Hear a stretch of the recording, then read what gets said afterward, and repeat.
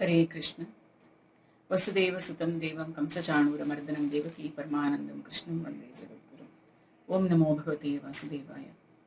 ಶ್ರೀಮದ್ ಭಾಗವತ ಮಹಾಪುರಾಣ ಪಠಣ. ಷಷ್ಠ ಸ್ಕಂದ 9ನೇ ಅಧ್ಯಾಯ. ಇಲ್ಲಿ ವಿಶ್ವರೂಪನ ವಧೆ, ವೃತಾಸುರನು ದೇವತೆಗಳನ್ನು ಸೋಲಿಸಿದ್ದು, ಮತ್ತೆ ಭಗವಂತನ ಪ್ರೇರಣೆಯಂತೆ ದೇವತೆಗಳು ದಧೀಚಿ ಋಷಿಗಳ ಬಳಿಗೆ ಹೋಗಿದ್ದು. ಶುಕ ಮಹಾಮುನಿಗಳು ಹೇಳ್ತಾರೆ, ಎಲೈ ಭರತ ಕುಲಮಣಿಯೇ, ವಿಶ್ವರೂಪನಿಗೆ 3 ತಲೆಗಳಿದ್ವಂತೆ.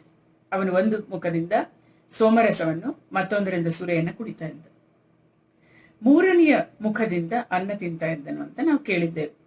ಅವನ ತಂದೆಯಾದ ತ್ವಷ್ಟಾನು ದ್ವಾದಶಾದಿತ್ಯರಲ್ಲಿ ಒಬ್ಬನಾದ್ದರಿಂದ ವಿಶ್ವರೂಪನ ಯಜ್ಞವನ್ನು ಮಾಡುವಾಗ ಪ್ರತ್ಯಕ್ಷವಾಗಿ ಉಚ್ಚ ಸ್ವರದಲ್ಲಿ ಮಂತ್ರಗಳನ್ನು ಹೇಳಿ ದೇವತೆಗಳಿಗೆ ಅತ್ಯಂತ ವಿನಯದಿಂದ ಆಹುತಿಗಳನ್ನ ಅರ್ಪಿಸ್ತಾ ಇದ್ದಂತೆ. ಜೊತೆಗೆ ಯಾರಿಗೂ ತಿಳಿಯದಂತೆ ಅಸುರರಿಗೂ ಆಹುತಿ ಕೊಡ್ತಾ ಇದ್ದಂತೆ. ಯಾಕೆಂದ್ರೆ ಅವನ ತಾಯಿ ಹಸುರು ಕುಲದವಳಲ್ಲ. ಅವನು ಮಾತೃಸ್ನೇಹಕ್ಕೆ ವಶನಾಗಿ ಯಜ್ಞ ಮಾಡುವಾಗ ಹೀಗೆ ಅಸುರರಿಗೂ ಯಜ್ಞ ಭಾಗವನ್ನು ತಲುಪಿಸ್ತಾ ಇದ್ದ. ಹೀಗೆ ಅವನು ದೇವತೆಗಳಿಗೆ ಅಪರಾಧವನ್ನು ಹಾಗೂ ಧರ್ಮದ ಮರೆಯಲ್ಲಿ ಕಪಟವನ್ನ ಮಾಡುತ್ತಿರುವುದನ್ನು ನೋಡಿದ ದೇವೇಂದ್ರನು ಅದಕ್ಕೆ ಹೆದರಿ ಕೋಪಗೊಂಡು ಅತಿ ವೇಗದಿಂದ ಅವನ 3 ತಲೆಗಳನ್ನ ಕತ್ತರಿಸಿದ. ವಿಶ್ವರೂಪನ ಕತ್ತರಿಸಲ್ಪಟ್ಟ ತಲೆಗಳಲ್ಲಿ ಸೋಮರಸವನ್ನು ಪಾನ ಮಾಡುತ್ತಿದ್ದ ತಲೆಯು ಕಪಿಂಜಲ ಪಕ್ಷಿಯಾಗಿ, ಸುರಾಪಾನ ಮಾಡುತ್ತಿದ್ದ ತಲೆಯು ಕಲವಿಂಕ ಅಂದ್ರೆ ಗುಬ್ಬಚ್ಚಿಯಾಗಿಯೂ, ಅನ್ನವನ್ನು ಉಣ್ಣುತ್ತಿದ್ದ ತಲೆಯು ತಿತ್ತಿರಿ ಪಕ್ಷಿಯಾಗಿ ರೂಪ ತಾಳಿದವು. ವಿಶ್ವರೂಪನ ವಧೆಯಿಂದ ತಗುಲಿದ ಬ್ರಹ್ಮ ಹತ್ಯೆಯ ದೋಷವನ್ನು ದೇವೇಂದ್ರನು ಬಯಸಿದ್ದರೆ ದೂರ ಮಾಡಿಕೊಳ್ಳಬಲ್ಲವನಾಗಿದ್ದನು. ಆದ್ರೆ ಹೀಗೆ ಮಾಡುವುದು ಅನುಚಿತವೆಂದು ತಿಳಿದು ಕೈ ಜೋಡಿಸಿಕೊಂಡು ಅದನ್ನು ಸ್ವೀಕರಿಸ್ತಾನೆ. 1 ವರ್ಷದವರೆಗೆ ಅದರಿಂದ ಬಿಡುಗಡೆ ಹೊಂದುವ ಯಾವ ಉಪಾಯವನ್ನು ಮಾಡಲಿಲ್ಲ. ನಂತರ ಎಲ್ಲ ಜನರ ಮುಂದೆ ಪರಿಶುದ್ಧಿಯನ್ನು ಪಡೆಯಲಿಕ್ಕಾಗಿ ಆತನು ತನಗೆ ತಗುಲಿದ್ದ ಬ್ರಹ್ಮ ಹತ್ಯೆಯನ್ನು 4 ಪಾಲಾಗಿ ವಿಂಗಡಿಸಿ ಅದನ್ನು ಭೂಮಿಗೆ, ಜಲಕ್ಕೆ, ವೃಕ್ಷಕ್ಕೆ, ಸ್ತ್ರೀಯರಿಗೆ ಹಂಚಿಬಿಟ್ಟನು. ಪರೀಕ್ಷಿತನೇ, ಭೂಮಿಯು ಎಲ್ಲದರಲ್ಲೂ ನನ್ನಲ್ಲಿ ಹಳ್ಳ ಕೊಳ್ಳಗಳಾದರೆ ಅದು ಕಾಲದಲ್ಲಿ ಭರ್ತಿಯಾಗಲಿ ಎಂಬ ವರವನ್ನು ಪಡೆದು ಭೂಮಿಯು ಬ್ರಹ್ಮಹತ್ಯೆಯ 4ನೇ ಒಂದಂಶವನ್ನ ಸ್ವೀಕರಿಸಿತು. ಅದೇ ಬ್ರಹ್ಮಹತ್ಯೆಯ ಭೂಮಿಯಲ್ಲಿ ಕೆಲವೆಡೆ ಮರುಭೂಮಿಯ ರೂಪದಲ್ಲಿ ಕಾಣಿಸ್ಕೊಳ್ಳುತ್ತಂತೆ. ಮತ್ತೊಂದು ಚತುರ್ಥಾಂಶವನ್ನು ವೃಕ್ಷಗಳು ಸ್ವೀಕರಿಸಿದವು. ನಮ್ಮಲ್ಲಿ ಕಳೆದು ಹೋದ ಭಾಗಗಳು ತಾವಾಗಿಯೇ ಮತ್ತೆ ಬೆಳೆದುಕೊಳ್ಳಲಿ ಎಂಬ ವರವನ್ನು ಇದರಿಂದ ಪಡೆದುಕೊಂಡವು. ವೃಕ್ಷಗಳಲ್ಲಿ ಈಗಲೂ ಅಂಟಿನ ರೂಪದಲ್ಲಿ ಈ ಬ್ರಹ್ಮಹತ್ಯೆಯು ಕಾಣಸಿಗುತ್ತದಂತೆ.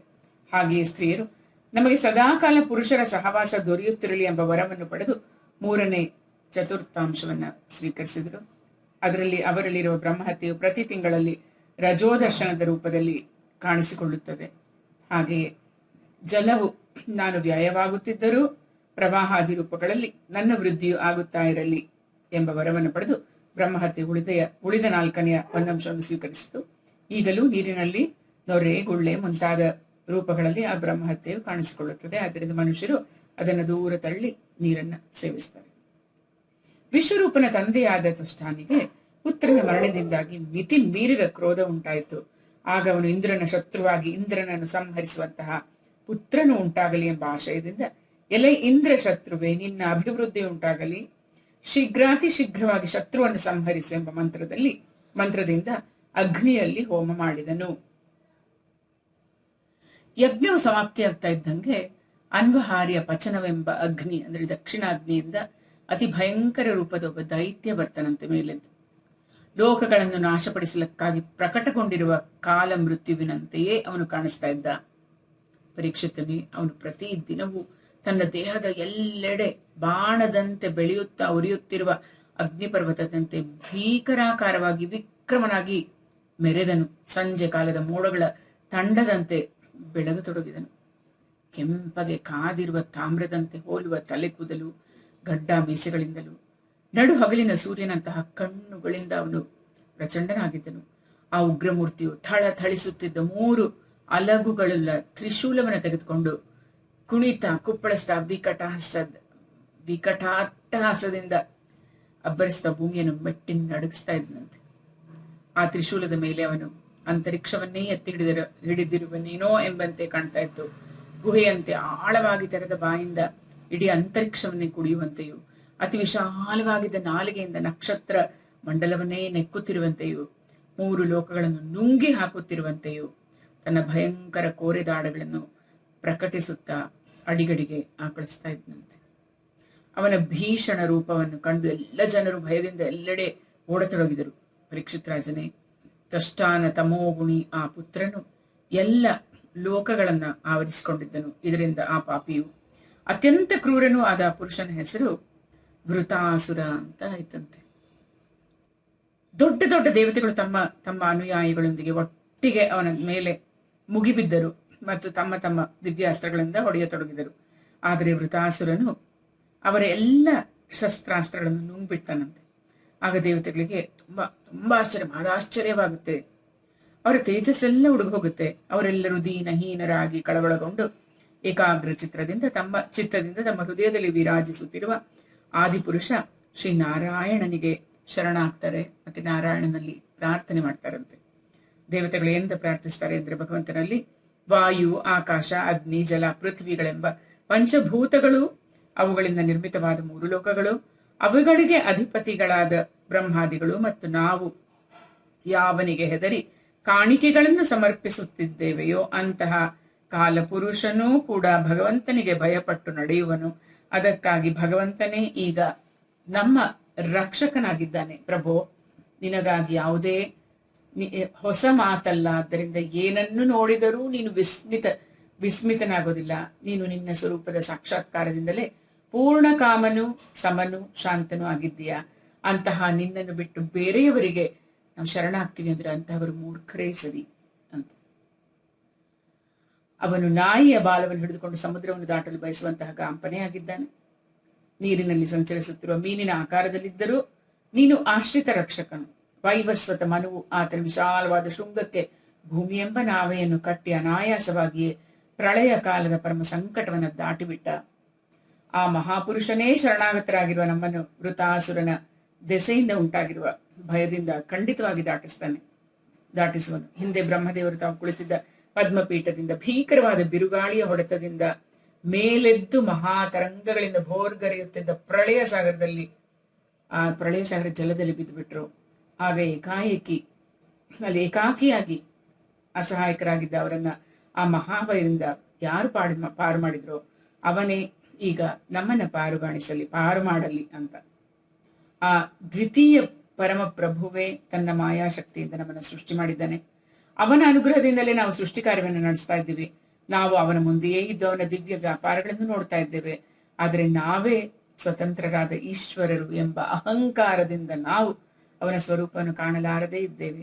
ದೇವತೆಗಳು ತಮ್ಮ ಶತ್ರುಗಳಿಂದ ಬಹಳ ಪೀಡಿತರಾಗಿದ್ದಾರೆ ಎಂದು ಆ ಪ್ರಭುವು ನೋಡಿದಾಗ ಅವನು ನಿಜವಾಗಿ ನಿರ್ವಿಕಾರನಾಗಿದ್ದರೂ ತನ್ನ ಮಾಯೆಯನ್ನು ಆಶ್ರಯಿಸಿ ದೇವತೆ, ಋಷಿ, ಪಶು, ಪಕ್ಷಿ ಮತ್ತು ಮನುಷ್ಯಾದಿ ರೂಪದಲ್ಲಿ ಅವತರಿಸುವನು. ಹಾಗೂ ಯುಗ ಯುಗಗಳಲ್ಲಿ ನಮ್ಮನ್ನು ತಮ್ಮವರೆಂದು ತಿಳಿದು ರಕ್ಷಿಸುತ್ತಿರುವನು. ಅವನೇ ಎಲ್ಲರ ಆತ್ಮನು, ಪರಮಾರಾಧ್ಯ ದೇವನೂ ಆಗಿದ್ದಾನೆ. ಅವನೇ ಪ್ರಕೃತಿ ಮತ್ತು ಪುರುಷ ರೂಪದಿಂದ ವಿಶ್ವದ ಕಾರಣನಾಗಿದ್ದಾನೆ. ಅವನು ವಿಶ್ವದಿಂದ ಬೇರೆಯಾಗಿಯೂ ಇದ್ದಾನೆ ಹಾಗೂ ವಿಶ್ವರೂಪನೂ ಆಗಿದ್ದಾನೆ. ನಾವೆಲ್ಲರೂ ಆ ಶರಣಾಗತ ವತ್ಸಲ ಭಗವಾನ್ ಶ್ರೀಹರಿಯಲ್ಲಿ ಶರಣಾಗತರಾಗಿದ್ದೇವೆ. ಉದಾರ ಶಿರೋಮಣಿಯಾದ ಪ್ರಭುವು ಖಂಡಿತವಾಗಿ ತನ್ನವರೇ ಆಗಿರುವ ನಮಗೆ ಮಂಗಳವನ್ನ ಉಂಟು ಮಾಡುವನು ಅಂತ. ಭಗವಂತ ಇದ್ದಾನೆ, ನಮಗೆ ಮಂಗಳ ಉಂಟು ಮಾಡ್ತಾನೆ ಅಂತ. ಆಗ ಶುಕ ಮಹಾಮುನಿಗಳು ಹೇಳ್ತಾರೆ, ಪರೀಕ್ಷಿತ್ ರಾಜನೇ, ದೇವತೆಗಳು ಹೀಗೆ ಭಗವಂತನನ್ನು ಪ್ರಾರ್ಥಿಸಿದಾಗ ಸ್ವಯಂ ಶಂಖ ಚಕ್ರ ಗದಾ ಪದ್ಮಧಾರಿಯಾಗಿ ಭಗವಂತನು ಅವ್ರ ಮುಂದೆ ಪ್ರಕಟನಾಗ್ತಾನೆ. ಭಗವಂತನ ನೇತ್ರಗಳು ಶರತ್ಕಾಲದ ಕಮಲದಂತೆ ಅರಳಿದ್ದವು. ಅವನೊಡನೆ 16 ಪಾರ್ಷದರು ಅವನ ಸೇವೆಯಲ್ಲಿ ತೊಡಗಿದ್ದರು. ಅವರು ಎಲ್ಲ ವಿಧದಿಂದ ಭಗವಂತನಂತೆಯೇ ಕಾಣ್ತಾ ಇದ್ರು. ಕೇವಲ ಅವರ ವಕ್ಷಸ್ಥಲದಲ್ಲಿ ಶ್ರೀವತ್ಸಲಾಂಚನ ಮತ್ತು ಕೊರಳಲ್ಲಿ ಕೌಸ್ತುಭಮಣಿಯೂ ಇರಲಿಲ್ಲ. ಮಹಾರಾಜನೇ, ಭಗವಂತನ ದರ್ಶನ ಪಡೆದು ಎಲ್ಲ ದೇವತೆಗಳು ಆನಂದಮಗ್ನರಾದರು. ಅವರು ಭೂಮಿಯಲ್ಲಿ ಹೊರಳಾಡುತ್ತಾ ಸಾಷ್ಟಾಂಗ ನಮಸ್ಕಾರ ಮಾಡಿ ಮತ್ತೆ ನಿಧಾನವಾಗಿ ಮೇಲೆದ್ದು ಆ ಭಗವಂತನನ್ನ ಸ್ತುತಿಸತೊಡಗಿದ್ರು. ದೇವತೆಗಳು ಹೇಳ್ತಾರೆ, ಓ ಭಗವಂತ, ಯಜ್ಞಗಳ ಫಲವನ್ನು ಕೊಡುವ ಯಜ್ಞ ಶಕ್ತಿ ಉಳ್ಳವನು, ಅದರ ಫಲದ ಎಲ್ಲೆಯನ್ನು ನಿರ್ಧರಿಸುವ ಕಾಲಸ್ವರೂಪನೂ ಆಗಿರುವ ನಿನಗೆ ನಮೋ ನಮಃ. ಅಸುರರ ಮೇಲೆ ಸುದರ್ಶನ ಚಕ್ರವನ್ನು ಪ್ರಯೋಗಿಸುವವನು, ಅನಂತ ನಾಮಗಳುಳ್ಳವನು ಆದ ನಿನಗೆ ನಮೋ ನಮಃ. ನಮಸ್ತೆ ಯಜ್ಞವೀರ್ಯಾಯ ವಯಸ್ಸೆ ಉತತೆ ನಮಃ. ನಮಸ್ತೆ ಹಸ್ತಚಕ್ರಾಯ ನಮಃ ಸುಪುರುಹೂತಯೇ. ನಮಸ್ಕಾರ ಮಾಡ್ತಾರೆ, ಸ್ತುತಿಸ್ತಾರೆ ಭಗವಂತನನ್ನು. ಓ ವಿಧಾತನೆ, ಸತ್ವ ರಜ ತಮ ಎಂಬ ಈ ತ್ರಿಗುಣಗಳನ್ನು ಸಾರವಾಗಿ ಉಂಟಾಗುವ ಉತ್ತಮ ಮಧ್ಯಮ ಮತ್ತು ಅಧಮಗಳೆಂಬ ಗತಿಗಳ ನಿಯಾಮಕನು ನೀನೇ ಆಗಿದ್ದೀಯ. ನಿನ್ನ ಪರಮಪದದ ವಾಸ್ತವಿಕ ಸ್ವರೂಪವನ್ನು ಈ ಕಾರಣ ರೂಪವಾದ ಜಗತ್ತಿನ ಯಾವುದೇ ಪ್ರಾಣಿಗಳು ತಿಳಿಯಲಾರವು. ಯತ್ತೇ ಗತೀನಾಂ ತಿಸೃಣಾಮಿ ಶಿಶು ಪರಮಂ ಪದಂ ನಾರ್ವಾಚೀನೋ ವಿಸರ್ಗಸ್ಯ ಧಾತರ್ವೇದಿತುಮರ್ಹತಿ. ಓಂ ನಿನಗೆ ನಮಸ್ಕಾರವಿರಲಿ. ಓಂ ನಮಸ್ತೆಸ್ತು ಭಗವನ್ನಾರಾಯಣ ವಾಸುದೇವಾದಿ ಪುರುಷ ಮಹಾಪುರುಷ ಮಹಾನುಭಾವ ಪರಮಮಂಗಳ ಪರಮ ಕಲ್ಯಾಣ ಪರಮಕಾರುಣಿಕ ಕೇವಲ ಜಗದಾಧಾರ ಲೋಕೈಕನಾಥ ಸರ್ವೇಶ್ವರ ಲಕ್ಷ್ಮೀನಾಥ ಪರಮಹಂಸ ಪಾರಿವ್ರಾಜಕೈ ಪರಮೇಣಾತ್ಮಯೋಗ ಸಮಾಧಿನ ಪರಿಭಾವಿತ ಪರಿಸ್ಫುಟ ಪಾರಮಹಂಸ ಧರ್ಮೇ ನೋದ್ಘಾಟಿತ ತಮ ಕಪಾಟದ್ವಾರೆ ಚಿತ್ತೇ ಪಾವೃತ ಆತ್ಮಲೋಕೆ ಸ್ವಯಂಪಲಬ್ಧ ನಿಜ ಸುಖಾನುಭವೋ ಭವಾನ್. ಓಂ ನಮಸ್ತೆಸ್ತು ಭಗವಾನ್ ನಾರಾಯಣ. ಓಂ ನಿನಗೆ ನಮಸ್ಕಾರವಿರಲಿ. ಭಗವಂತನಾದ ನಾರಾಯಣನೇ, ವಾಸುದೇವನೇ, ಆದಿಪುರುಷನ್, ಮಹಾಪುರುಷನೇ, ಮಹಾನುಭಾವನೇ, ಪರಮಮಂಗಳನೇ, ಪರಮ ಕಲ್ಯಾಣನೇ, ಪರಮ ಕಾರುಣಿಕನೇ, ಕೇವಲನೇ, ಜಗದಾಧಾರನೇ, ಲೋಕೈಕನಾಥನೇ, ಸರ್ವೇಶ್ವರನೇ, ಲಕ್ಷ್ಮೀಪತಿಯೇ, ಪರಮಹಂಸ ಪಾರಿವ್ರಾಜಕರು ಪರಮಹಂಸ ಧರ್ಮವನ್ನು ಚೆನ್ನಾಗಿ ಸ್ಪಷ್ಟವಾಗಿ ಭಾವಿಸಿಕೊಳ್ಳುವಂತಹ ಪರಮಶ್ರೇಷ್ಠವಾದ ಆತ್ಮಯೋಗ ಸಮಾಧಿಯಿಂದ ಹೃದಯದ ಅಜ್ಞಾನವೆಂಬ ಬಾಗಿಲನ್ನು ತೆರೆದುಕೊಂಡಾಗ ಅವರ ಆತ್ಮಲೋಕದಲ್ಲಿ ಆತ್ಮಾನಂದ ರೂಪದಲ್ಲಿ ಯಾವ ಆವರಣವೂ ಇಲ್ಲದೆ ಪ್ರಕಟಗೊಳ್ಳುವವನು, ಆತ್ಮ ಸುಖಾನುಭವವನ್ನು ಸಹಜವಾಗಿಯೇ ಪಡೆದಿರುವವನು ಆದ ನಿನಗೆ ನಮೋ ನಮಃ. ಓ ಭಗವಂತ, ನಿನ್ನ ಲೀಲೆಯ ರಹಸ್ಯವನ್ನು ತಿಳಿಯುವುದು ಅತಿ ಕಷ್ಟ. ಏಕೆಂದರೆ ನೀನು ಯಾವ ಆಶ್ರಯವೂ ಇಲ್ಲದೆ, ಪ್ರಾಕೃತ ಶರೀರವೂ ಇಲ್ಲದೆ, ಬೇರೆ ಯಾವ ಸಹಯೋಗವನ್ನೂ ಅಪೇಕ್ಷಿಸದೆ ನಿರ್ಗುಣನೂ ನಿರ್ವಿಕಾರನೂ ಆಗಿದ್ದರೂ ತಾನಾಗಿಯೇ ಈ ಸಗುಣವಾದ ಜಗತ್ತಿನ ಸೃಷ್ಟಿ ಸ್ಥಿತಿ ಸಂಹಾರಗಳನ್ನು ಮಾಡ್ತಾ ಇದ್ದೀಯಾ. ಓ ಭಗವಂತನೇ, ಸೃಷ್ಟಿ ಎಂಬ ಕಾರ್ಯದಲ್ಲಿ ನೀನು ದೇವದತ್ತನೇ ಮುಂತಾದ ಪ್ರಾಕೃತ ಜೀವರಂತೆ ಗುಣಗಳ ಕಾರ್ಯರೂಪವಾದ ಈ ಜಗತ್ತಿನಲ್ಲಿ ಪ್ರಕಟಗೊಂಡು ಕರ್ಮಾಧೀನನಾಗಿ ಪಾಪ ಪುಣ್ಯಗಳ ಫಲವನ್ನ ಭೋಗಿಸುವವನು ಅಥವಾ ಆತ್ಮಾರಾಮನಾಗಿ ಶಾಂತ ಸ್ವಭಾವವುಳ್ಳವನಾಗಿ ವಿಷಯಗಳಲ್ಲಿ ಉದಾಸೀನನಾಗಿ ಸಾಕ್ಷಿಯಾಗಿ ಮಾತ್ರ ಇರುವನು ಎಂಬುದು ಕೂಡ ನಮಗೆ ತಿಳಿಯದು. ಇವೆರಡೂ ನಿನ್ನಲ್ಲಿದ್ದರೂ ಅದರಲ್ಲಿ ವಿರೋಧವೇನಿಲ್ಲ. ಏಕೆಂದರೆ ನೀನು ಸ್ವಯಂ ಭಗವಂತನೇ ಆಗಿದ್ದೀಯ. ನಿನ್ನ ಗುಣಗಳು ಅಗಣಿತವಾಗಿವೆ ಮತ್ತು ಮಹಿಮೆಯು ಅಗಾಧವಾಗಿದೆ. ನೀನು ಸರ್ವಶಕ್ತಿ ಸಂಪನ್ನನು.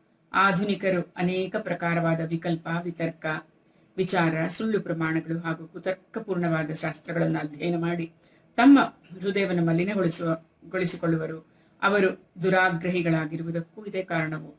ನಿನ್ನಲ್ಲಿ ಅವರ ಈ ವಾದ ವಿವಾದಗಳಿಗೆ ಸಂದರ್ಭವೇ ಇಲ್ಲ. ನಿನ್ನ ವಾಸ್ತವಿಕ ಸ್ವರೂಪವಾದರೂ ಸಮಸ್ತ ಮಾಯಾ ಪದಾರ್ಥಗಳನ್ನು ಮೀರಿ ಕೇವಲನಾಗಿರುವುದು. ಅದರಲ್ಲೇ ನೀನು ನಿನ್ನ ಮಾಯಾಶಕ್ತಿಯನ್ನು ಅಡಗಿಸಿಕೊಂಡೆ. ಆದರೆ ನಿನ್ನಲ್ಲಿ ಯಾವುದು ತಾನೇ ಇರಲಾರದು. ಆದ್ದರಿಂದ ನೀನು ಸಾಮಾನ್ಯ ಮನುಷ್ಯರಂತೆ ಕರ್ತೃತ್ವ ಭೋಕ್ತೃತ್ವಗಳು ಉಳ್ಳವನು ಆಗಿರಬಹುದು. ನೀನಾದರೂ ಇವೆರಡರಿಂದಲೂ ವಿಲಕ್ಷಣ ಅನಿರ್ವಚನೀಯನಾಗಿರುವೆ. ಒಂದು ಹಗ್ಗದ ತುಂಡು ಭ್ರಾಂತಿಯುಳ್ಳವರಿಗೆ ಹಾವಾಗಿ ಕಂಡು ಬಂದಿತ್ತು. ಆದರೆ ಭ್ರಾಂತಿಯಲ್ಲಿ ತಿಳುವಳಿಕೆಯುಳ್ಳವರಿಗೆ ಹಗ್ಗವಾಗಿಯೇ ಕಾಣಿಸುತ್ತದೆ. ಹಾಗೆಯೇ ನೀನು ಕೂಡ ಭ್ರಾಂತ ಬುದ್ಧಿಯುಳ್ಳವರಿಗೆ ಕರ್ತ, ಭೋಕ್ತ ಮುಂತಾದ ಅನೇಕ ರೂಪಗಳಲ್ಲಿ ಕಾಣ್ತೀಯ. ಹಾಗೂ ಜ್ಞಾನಿಗಳಿಗೆ ಶುದ್ಧ ಸಚ್ಚಿದಾನಂದ ರೂಪದಲ್ಲಿ ಕಾಣಿಸ್ತೀಯ. ಹಾಗೂ ನೀನು ಎಲ್ಲರ ಬುದ್ಧಿಯನ್ನ ಅನುಸರಿಸುತ್ತಿರುವೆ.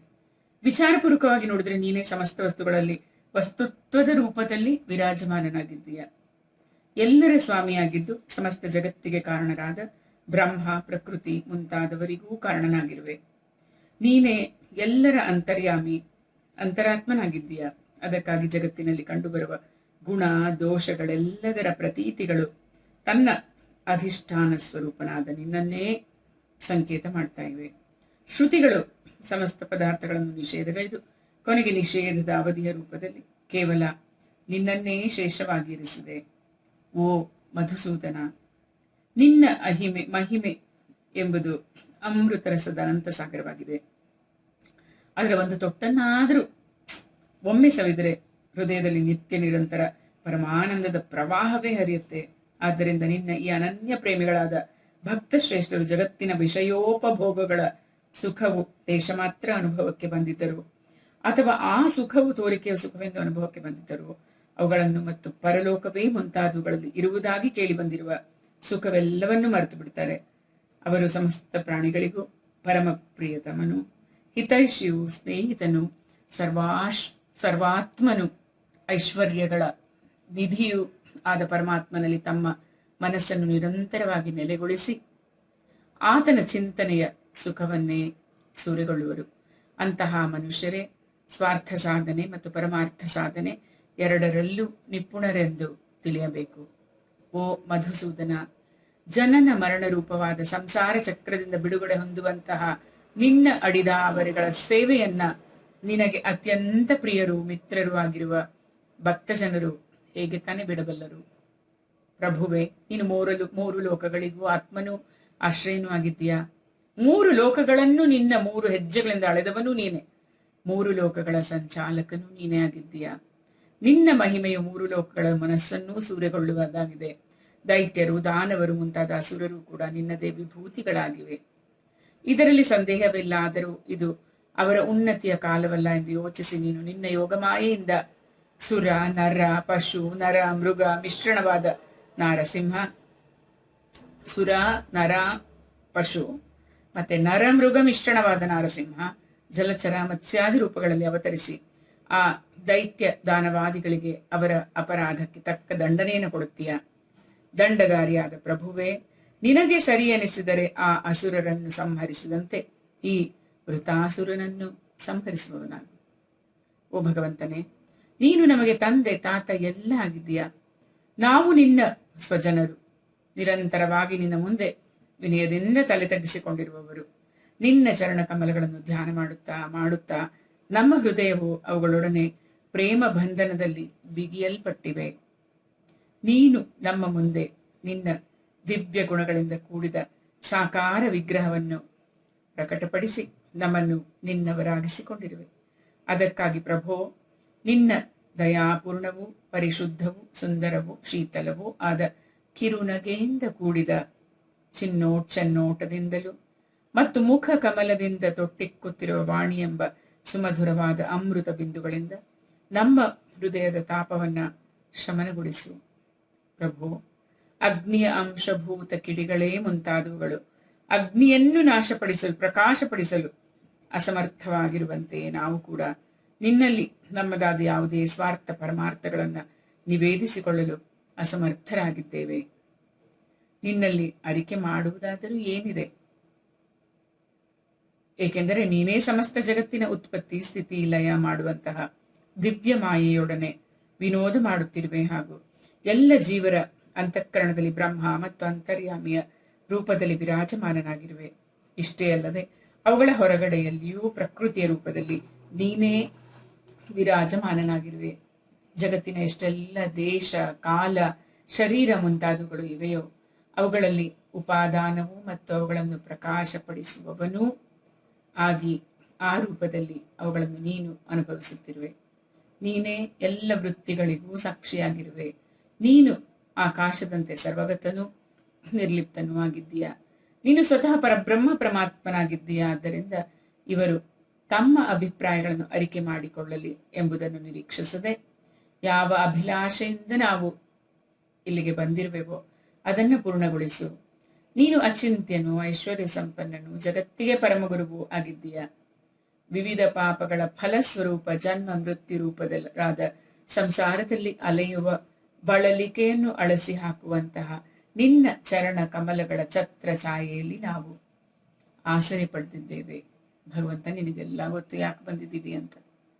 ಅದನ್ನು ನಾವೇನು ಅರಿಕೆ ಮಾಡ್ಕೊಳ್ಳೋದಿಲ್ಲ ಅಂತ ಎಷ್ಟು ಚೆನ್ನಾಗಿ ಹೇಳ್ತಾರೆ. ತಮ್ಮ ಅಭಿಪ್ರಾಯಗಳನ್ನು ಅರಿಕೆ ಮಾಡಿಕೊಳ್ಳಲಿ ಎಂಬುದನ್ನು ನಿರೀಕ್ಷಿಸಬೇಡ. ನಿರೀಕ್ಷಿಸದೆ ಯಾವ ಅಭಿಲಾಷೆಯಿಂದ ನಾವು ಇಲ್ಲಿಗೆ ಬಂದಿದ್ದೇವೋ ಅದನ್ನು ಪೂರ್ಣಗೊಳಿಸು ಭಗವಂತ ಅಂತ. ಸರ್ವಶಕ್ತನಾದ ಶ್ರೀ ಕೃಷ್ಣನೇ, ವೃತಾಸುರನು ನಮ್ಮ ಪ್ರಭಾವವನ್ನು ಶಸ್ತ್ರಾಸ್ತ್ರಗಳನ್ನು ನುಂಗಿ ಹಾಕಿರುವನು. ಈಗ ಅವನು 3 ಲೋಕಗಳನ್ನ ನುಂಗ್ತಾ ಇದ್ದಾನೆ. ನೀನು ಅವನನ್ನ ಸಂಹರಿಸಿಬಿಡು. ಪ್ರಭುವೆ, ನೀನು ಶುದ್ಧ ಹಂಸ ಸ್ವರೂಪನು, ಹೃದಯದಲ್ಲಿ ಶುದ್ಧವಾಗಿ ಬೆಳಗುತ್ತಿರುವ ಆಕಾಶ ಸ್ವರೂಪನು, ಎಲ್ಲರ ಸಾಕ್ಷಿಯು, ಅನಾದಿಯು, ಅನಂತನು, ಉಜ್ವಲ ಕೀರ್ತಿ ಸಂಪನ್ನನೂ ಆಗಿದ್ದೀಯ. ಸತ್ಪುರುಷರು ನಿನ್ನನ್ನೇ ಸಂಗ್ರಹಿಸ್ತಾರೆ. ಈ ಸಂಸಾರದ ಯಾತ್ರಿಕರು ಅಲಿಯುತ್ತಾ ಅಲಿಯುತ್ತಾ ನಿನಗೆ ಶರಣಾದ ಕೊನೆಗೆ ನೀನೇ ಅವರಿಗೆ ಪರಮಾನಂದ ಸ್ವರೂಪವಾದ ಅಭೀಷ್ಟ ಫಲವನ್ನು ಕೊಡುವೆ ಮತ್ತು ಈ ವಿಧದಿಂದ ಅವರ ಜನ್ಮ ಜನ್ಮಾಂತರದ ಕಷ್ಟಗಳನ್ನು ಪರಿಹರಿಸುವೆ. ಸ್ವಾಮಿ, ನಿನಗೆ ನಾವು ನಮಸ್ಕರಿಸ್ತಾ ಇದ್ದೇವೆ. ಶುಕಮಹಾಮುನಿಗಳು ಹೇಳ್ತಾರೆ, ಎಲೈರಾಜನೇ, ದೇವತೆಗಳು ಅತ್ಯಂತ ಆದರದಿಂದ ಹೀಗೆ ಭಗವಂತನನ್ನ ಸ್ತುತಿಸಿದಾಗ ಅವನು ಅದರಿಂದ ಬಹಳ ಪ್ರಸನ್ನವಾಗಿ ಹೇಳ್ತಾನೆ. ಭಗವಂತ ಹೇಳ್ತಾನೆ, ಎಲೈ ದೇವಶ್ರೇಷ್ಠರೇ, ನೀವೆಲ್ಲರೂ ಸ್ತುತಿಯಿಂದ ಕೂಡಿದ ಭಕ್ತಿ ಜ್ಞಾನದಿಂದ ನನ್ನನ್ನ ಉಪಾಸನೆ ಮಾಡಿದ್ದೀರಾ. ಇದರಿಂದ ನಾನು ನಿಮ್ಮ ಮೇಲೆ ಪ್ರಸನ್ನನಾಗಿದ್ದೀನಿ. ಈ ಸ್ತುತಿಯ ಮೂಲಕ ಜೀವರಿಗೆ ತಮ್ಮ ವಾಸ್ತವಿಕ ಸ್ವರೂಪದ ಸ್ಮೃತಿ ಉಂಟಾಗಿ ನನ್ನ ಭಕ್ತಿಯೂ ದೊರೆಯುವುದು. ದೇವಶಿರೋಮಣಿಗಳೇ, ನಾನು ಪ್ರಸನ್ನನಾದ ಮೇಲೆ ಯಾವುದೇ ವಸ್ತು ದುರ್ಲಭವಾಗಿರುವುದಿಲ್ಲ. ಆದರೂ ನನ್ನ ಅನನ್ಯ ಪ್ರೇಮಿ ತತ್ವವೇತ್ತರಾದ ಭಕ್ತರು ನನ್ನನ್ನಲ್ಲದೆ ಬೇರೆ ಏನನ್ನೂ ನನ್ನಿಂದ ಬಯಸುವುದಿಲ್ಲ. ಜಗತ್ತಿನ ವಿಷಯಗಳನ್ನು ಸತ್ಯವೆಂದು ತಿಳಿದವನು ಮೂರ್ಖನಾಗಿದ್ದು ತನ್ನ ನಿಜವಾದ ಶ್ರೇಯಸ್ಸನ್ನ ಅರಿಯಲಾರನು, ಏಕೆಂದರೆ ಅವನು ವಿಷಯಗಳನ್ನು ಬಯಸುತ್ತಿರುವನು. ಆದರೆ ಯಾರಾದರೂ ತಿಳುವಳಿಕೆಯುಳ್ಳವನು ಅವನು ಇಚ್ಛಿಸಿದ ವಸ್ತುಗಳನ್ನು ಕೊಟ್ಟರೆ ಅವನಂತೆಯೇ ಮೂರ್ಖನಾಗಿದ್ದಾನೆ. ಮುಕ್ತಿಯ ಸ್ವರೂಪವನ್ನು ತಿಳಿದ ಜ್ಞಾನಿಯು ರೋಗಿಯು ಬಯಸಿದರೂ ಸದ್ವೈದ್ಯನು ಅವನಿಗೆ ಅಪಥ್ಯವಾದುದನ್ನು ಕೊಡದಿರುವಂತೆಯೇ ಅಜ್ಞಾನಿಗಳಿಗೆ ಕರ್ಮಗಳಲ್ಲಿ ಸಿಕ್ಕಿಕೊಳ್ಳುವಂತಹ ಉಪದೇಶಗಳನ್ನ ಮಾಡುವುದಿಲ್ಲ. ದೇವೇಂದ್ರನೇ, ನಿನಗೆ ಮಂಗಳವಾಗಲಿ. ಈಗ ತಡಮಾಡದೆ ಋಷಿ ಶಿರೋಮಣಿ ದಧೀಚಿಯ ಬಳಿಗೆ ಹೋಗ್ರಿ. ಉಪಾಸನೆ, ವ್ರತ ಮತ್ತು ತಪಸ್ಸಿನಿಂದಾಗಿ ಅವರ ಶರೀರವು ಅತ್ಯಂತ ಸದೃಢಗೊಂಡಿದೆ. ಅದನ್ನೇ ಕೇಳಿಕೊಳ್ಳಿ. ದಧೀಚಿ ಋಷಿಗಳಿಗೆ ಶುದ್ಧ ಬ್ರಹ್ಮನ ಜ್ಞಾನವಿದೆ. ಅಶ್ವಿನಿ ಕುಮಾರರಿಗೆ ಕುದುರೆಯ ತಲೆಯಿಂದ ಉಪದೇಶ ಮಾಡಿದ ಕಾರಣ ಇವರಿಗೆ ಅಶ್ವಶಿರ ಅಂತಲೂ ಹೆಸರಿದೆ ಅಂತೆ. ಅವರು ಉಪದೇಶಿಸಿದ ಆತ್ಮವಿದ್ಯೆಯ ಪ್ರಭಾವದಿಂದಲೇ ಅಶ್ವಿನಿ ಕುಮಾರರಿಬ್ಬರು ಜೀವನ್ಮುಕ್ತರಾದರು. ಅಥರ್ವವೇದಿ ದಧೀಚಿ ಋಷಿಯೇ ಮೊಟ್ಟ ಮೊದಲು ನನ್ನ ಸ್ವರೂಪಭೂತವಾದ ಅಭೇದ್ಯ ನಾರಾಯಣ ಕವಚವನ್ನು ತ್ವಷ್ಟಾನು ವಿಶ್ವರೂಪನಿಗೆ ಉಪದೇಶಿಸಿದನು. ಅವರು ನಿಮಗೆ ಕರುಣಿಸಿದರು. ದಧೀಚಿ ಋಷಿಯು ಧರ್ಮದ ಪರಮ ಮರ್ಮಜ್ಞರಾಗಿದ್ದಾರೆ. ಅಶ್ವಿನಿ ದೇವತೆಗಳು ಪ್ರಾರ್ಥನೆ ಮಾಡಿದರೆ ನಿಮಗೆ ಅವರು ತಮ್ಮ ಶರೀರದ ಅಂಗಾಂಗಗಳನ್ನು ಖಂಡಿತವಾಗಿ ಕೊಡುವರು.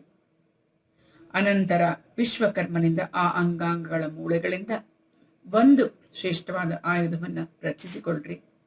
ದೇವೇಂದ್ರ, ನನ್ನ ಶಕ್ತಿಯಿಂದ ಒಳಗೊಂಡು ನೀವು ಅದೇ ಶಸ್ತ್ರದಿಂದ ವೃತಾಸುರನ ತಲೆಯನ್ನು ಕತ್ತರಿಸಬಲ್ಲಿರಿ. ದೇವತೆಗಳಿರ, ವೃತಾಸುರನ ವಧೆಯಾದ ಬಳಿಕ ನಿಮಗೆ ಪುನಃ ತೇಜಸ್ಸು, ಅಸ್ತ್ರ ಶಸ್ತ್ರಗಳು ಎಲ್ಲ ಸಂಪತ್ತು ದೊರೆಯುತ್ತೆ. ನಿಮಗೆ ಅವಶ್ಯಕವಾಗಿ ಮಂಗಳ ಉಂಟಾಗುವುದು. ಏಕೆಂದರೆ ನನ್ನಲ್ಲಿ ಶರಣಾಗತರಾದವರನ್ನು ಯಾರು ಹಿಂಸೆ ಪಡಿಸಲಾರರು ಎಂಬಲ್ಲಿಗೆ 9ನೆಯ ಅಧ್ಯಾಯವು ಮುಗಿಯಿತು. ಇತಿ ಶ್ರೀಮದ್ ಭಾಗವತೆ ಮಹಾಪುರಾಣೆ ಪಾರ್ವಹಂಸ್ಯಾಂ ಸಂಹಿತಾಯಾಂ ಷಷ್ಠಸ್ಕಂದೆ 9ಮೋಧ್ಯಾಯಃ. ಶ್ರೀ ಕೃಷ್ಣಾರ್ಪಣಮಸ್ತು. ಓಂ ನಮೋ ಭಗವತೆ ವಾಸುದೇವಾಯ. ದಧೀಚಿ ಮಹರ್ಷಿಗಳು ಪ್ರವರ್ಗ್ಯವೆಂಬ ಯಜ್ಞಕರ್ಮದಲ್ಲಿಯೂ ಮತ್ತು ಬ್ರಹ್ಮವಿದೆಯಲ್ಲಿ ಪಾರಂಗತರಾಗಿದ್ದರಂತೆ. ಅದನ್ನು ತಿಳಿದ ಅಶ್ವಿನಿ ಕುಮಾರರು ಒಂದ್ಸತಿ ಅವ್ರ ಹತ್ರ ಬಂದು ಆ ವಿದ್ಯೆಯನ್ನ ನಮಗೆ ದಯಪಾಲಿಸಿ ಅಂತ ಬೇಡ್ಕೊಂಡ್ರ, ಪ್ರಾರ್ಥನೆ ಮಾಡಿದ್ರಂತೆ. ದಧೀಚಿ ಮುನಿಗಳು ಅವ್ರು ಹೇಳ್ತಾರೆ, ಈಗ ನನ್ಗೆ ಬೇರೆ ಕೆಲಸ ಇದೆ, ಆಮೇಲೆ ಬನ್ನಿ, ಇನ್ನೊಂದ್ಸತಿ ಬನ್ನಿ ಅಂತ ಕಳಿಸ್ತಾರಂತೆ. ಆಗ ಇಂದ್ರನು ಅವರ ಬಳಿಗೆ ಬಂದು, ಅಶ್ವಿನಿ ಕುಮಾರರು ವೈದ್ಯರಾಗಿದ್ದಾರೆ, ಅವರಿಗೆ ನೀವು ಆ ವಿದ್ಯೆಯನ್ನ ಉಪದೇಶ ಮಾಡಕೂಡದು. ನನ್ನ ಮಾತಿಗೆ ವಿರುದ್ಧವಾಗಿ ನಡೆದ್ರೆ ನಿಮ್ಮ ತಲೆಯನ್ನ ಕತ್ತರಿಸಿ ಹಾಕ್ತೀನಿ ಅಂತ ಎಚ್ಚರಿಕೆ ನೀಡಿ ಇಂದ್ರ ಹೊರಟೋದ್ನಂತೆ. ಅಶ್ವಿನಿ ಕುಮಾರರು ಮರಳಿ ಮಹರ್ಷಿಗಳ ಬಳಿಗೆ ಬಂದು ವಿದ್ಯೆಯನ್ನು ಬೆಳೆದಾಗ ಅವರು ಇಂದ್ರನು ಬಂದು ಹೇಳಿದ ವೃತ್ತಾಂತವನ್ನು ತಿಳಿಸ್ತಾರೆ. ಅವರು, ಮಹರ್ಷಿಗಳೇ, ನಾವು ನಿಮ್ಮ ತಲೆಯನ್ನು ಕತ್ತರಿಸಿ ಅದರ ಜಾಗದಲ್ಲಿ ಕುದುರೆಯ ತಲೆಯನ್ನು ಜೋಡಿಸಬೇಕು ಎಂಬ ಸಲಹೆಯನ್ನು ನೀಡಿದ್ರಂತೆ. ಮುನಿಯು ಮಿಥ್ಯಾ ಭಾಷಣದ ದೋಷಕ್ಕೆ ಹೆದರಿ ಅವರ ಮಾತನ್ನ ಒಪ್ಪಿಕೊಂಡ್ರು.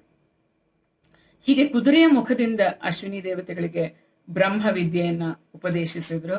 ಹೀಗೆ ಅಶ್ವಮುಖದಿಂದ ಉಪದೇಶಿಸಲಾದ ಬ್ರಹ್ಮವಿದ್ಯೆಯ ಹೆಸರು ಅಶ್ವಶಿರ ಎಂದಾಯಿತು. ಮತ್ತೆ ಅವರು ಸಹ ಅದೇ ಹೆಸರಿನಿಂದ ಖ್ಯಾತರಾದರಂತೆ. ಸಮರ್ಥ ಸದ್ಗುರು ಸಾಯಿನಾಥ್ ಮಹಾರಾಜ್ ಕಿ ಜೈ. ಸಮರ್ಥ ಸದ್ಗುರು ಸಾಯಿನಾಥ್ ಮಹಾರಾಜ್ ಕಿ ಜೈ. ಸಮರ್ಥ ಸದ್ಗುರು ಸಾಯಿನಾಥ್ ಮಹಾರಾಜ್ ಕಿ ಜೈ. 10ನೆಯ ಅಧ್ಯಾಯ. ದೇವತೆಗಳು ದಧೀಚಿ ಮಹರ್ಷಿಗಳ ಅಸ್ಥಿಗಳಿಂದ ವಜ್ರಾಯುಧವನ್ನ ನಿರ್ಮಿಸಿಕೊಂಡು ವೃತಾಸುರನ ಸೇನೆಯನ್ನು ಆಕ್ರಮಿಸಿದ್ರು. ಶ್ರೀ ಶುಕ ಮಹಾಮುನಿಗಳು ಹೇಳ್ತಾರೆ, ಪರೀಕ್ಷಿತ್ ರಾಜನೇ, ವಿಶ್ವದ ಜೀವನದಾತನಾದ ಶ್ರೀಹರಿಯು ಇಂದ್ರನಿಗೆ ಹೇಗೆ ಆದೇಶವನ್ನು ಕೊಟ್ಟು ದೇವತೆಗಳ ಎದುರಿನಲ್ಲಿಯೇ ಅಂತರ್ಧಾನನಾಗ್ತಾನೆ. ಅನಂತರ ದೇವತೆಗಳು ಉದಾರ ಶಿರೋಮಣಿ ಅಥರ್ವವೇದಿಯಾದ ದಧೀಚಿಯ ಬಳಿಗೆ ಹೋಗಿ ಭಗವಂತನ ಆಜ್ಞಾನುಸಾರವಾಗಿ ಬೇಡಿಕೊಳ್ತಾರೆ. ದೇವತೆಗಳ ಬೇಡಿಕೆಯನ್ನು ಕೇಳಿ ದಧೀಚಿಗಳಿಗೆ ಬಹಳ ಆನಂದವಾಗುತ್ತೆ. ಅವರು ನಗುತ್ತಾ ದೇವತೆಗಳಿಗೆ ಹೇಳ್ತಾರೆ, ದೇವತೆಗಳಿರ, ಪ್ರಾಣಿಗಳಿಗೆ ಸಾಯುವಾಗ ಎಷ್ಟು ಕಷ್ಟವಾಗುತ್ತದೆ ಎಂಬುದು ಬಹುಶಃ ನಿಮ್ಗೆ ಗೊತ್ತಿಲ್ಲ ಅನ್ಸುತ್ತೆ. ಪ್ರಜ್ಞೆ ಇರುವವರೆಗೆ ಅವರಿಗೆ ಅಸಹ್ಯ ಪೀಡೆಯನ್ನು ಸಹಿಸಬೇಕಾಗುತ್ತದೆ ಮತ್ತು ಕೊನೆಗೆ ಅವು ಮೂರ್ಛಿತರಾಗ್ತಾರೆ. ಜಗತ್ತಿನಲ್ಲಿ ಬದುಕಿರಬೇಕೆಂದು ಬಯಸುವ ಜೀವಿಗೆ ಶರೀರವು ತುಂಬಾ ಅಮೂಲ್ಯವು, ಪ್ರಿಯವು, ಇಷ್ಟವಾದ ವಸ್ತುವಾಗಿದೆ. ಇಂತಹ ಸ್ಥಿತಿಯಲ್ಲಿ ಸ್ವತಃ ಭಗವಾನ್ ವಿಷ್ಣುವೇ ಜೀವಿಯಲ್ಲಿ ಅವರ ಶರೀರವನ್ನು ಕೇಳಿದರೂ ಕೊಡುವ ಸಾಹಸವನ್ನು ಯಾರು ತಾನೇ ಮಾಡಿಯಾರು ಅಂತ ದೇವತೆಗಳು ಹೇಳ್ತಾರೆ. ಬ್ರಾಹ್ಮಣ ಉತ್ತಮರೇ, ನಿಮ್ಮಂತಹ ಉದಾರರು ಮತ್ತು ಪ್ರಾಣಿಗಳ ಮೇಲೆ ದಯೆ ತೋರುವ ಮಹಾಪುರುಷರಾದ ನಿಮ್ಮನ್ನು ದೊಡ್ಡ ದೊಡ್ಡ ಮಹಾನುಭಾವರು ಪ್ರಶಂಸೆ ಮಾಡ್ತಾರೆ. ನಿಮ್ಮಂತಹವರಲ್ಲಿ ಪ್ರಾಣಿಗಳ ಒಳತಿಗಾಗಿ ಕೊಡದಿರುವ ವಸ್ತು ಯಾವುದಿದೆ ಪೂಜರೆ? ಬೇಡುವವರು ಸ್ವಾರ್ಥಿಗಳಾಗಿರ್ತಾರೆ, ಇದರಲ್ಲಿ ಸಂದೇಹವಿಲ್ಲ. ಆದ್ರೆ ಕೊಡುವವನ ಕಷ್ಟವನ್ನು ತಿಳಿಯುವ ಬುದ್ಧಿಯೇ ಇರುವುದಿಲ್ಲ ಅವರಲ್ಲಿ. ಎಷ್ಟು ತಿಳುವಳಿಕೆ ಇದ್ದರೆ ಅವರೇಕೆ ಅಷ್ಟು ತಿಳುವಳಿಕೆ ಇದ್ರೆ ಅವ್ರು ಯಾಕೆ ಬೇಡ್ತಾ ಇದ್ರು ಅಂತ.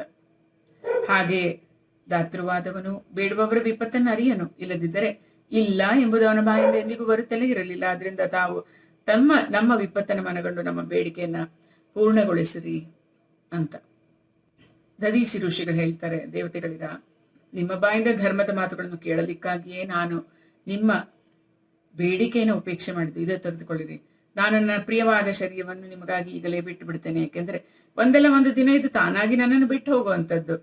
ದೇವ ಶಿರೋಮಣಿಗಳೇ, ಈ ವಿನಾಶಿಯಾದ ಶರೀರದಿಂದ ದುಃಖಿತರಾದ ಪ್ರಾಣಿಗಳ ಮೇಲೆ ದಯೆಗೈದು ಮುಖ್ಯವಾಗಿ ಧರ್ಮವನ್ನು ಹಾಗೂ ಗೌಣವಾಗಿ ಕೀರ್ತಿಯನ್ನು ಸಂಪಾದಿಸದಿರುವನು ಜಡವಾದ ಗಿಡಮರಗಳಿಗಿಂತಲೂ ಕೀಳು ಮಟ್ಟದವನು.